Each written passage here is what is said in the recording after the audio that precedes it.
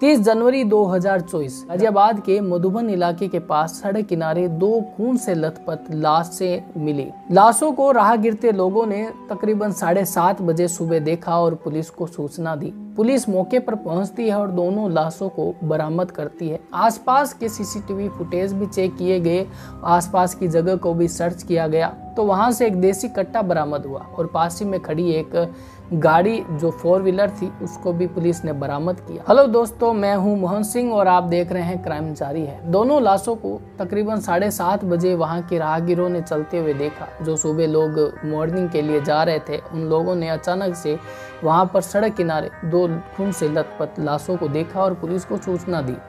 दोनों लाशों की पहचान दीपा चौधरी और विनोद चौधरी के रूप में होती है, जो गाजियाबाद के रहने वाले थे। और जो विनोद चौधरी है काफ़ी लंबे समय से वो डिप्रेशन में चल रहा था, ऐसा पुलिस इन्वेस्टिगेशन में सामने आया।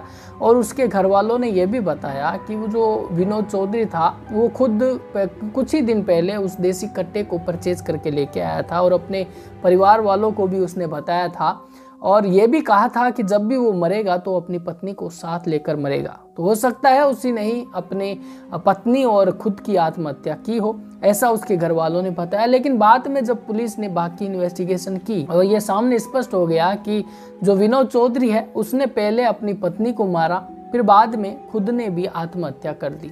उसी देसी कट्टे से उसने अपनी पत्नी की सिर में गोली मारी थी और फिर बाद में उसने अपने कनपट्टी पर भी उस देसी कट्टे को रखा और उसने भी आत्महत्या कर ली। दोनों रिश्ते में पति पत्नी थे। 10 साल पहले ही इन दोनों की शादी हुई थी, लेकिन परिवार के अनुसार जो विनोद चौधरी है काफी लंबे समय से डिप्रेशन में चल रहा था। पैसे को लेकर वो काफी परेशान था। जो उसके वैवाहिक जीवन में पति पत्नी के बीच में काफी मनमुटाव रहता था और पैसे को लेकर के सबसे बड़ी परेशानी में था और डिप्रेशन में था। किसी भी तरह से उसके सामने एक बड़ी समस्या थी और उसने इस बड़े कदम को उठाया और उसने अपने पत्नी की हत्या कर दी, फिर बाद में खुद ने भी आत्महत्या कर दी। पुलिस आगे की तहकीकात में जुटी हुई है कि कैसे उसने उस हथियार को परचेज किया विनोद चौधरी ने और उसको ऐसी क्या परेशानी थी जिसके चलते उसने इस ऐसे बड़े कदम उठा के उसने पहले अपनी पत्नी की हत्या की और फिर बाद में खुद ने भी आत्महत्या कर ली। तो पुलिस इन सभी इन्वेस्टिगेशन में जुटी हुई है।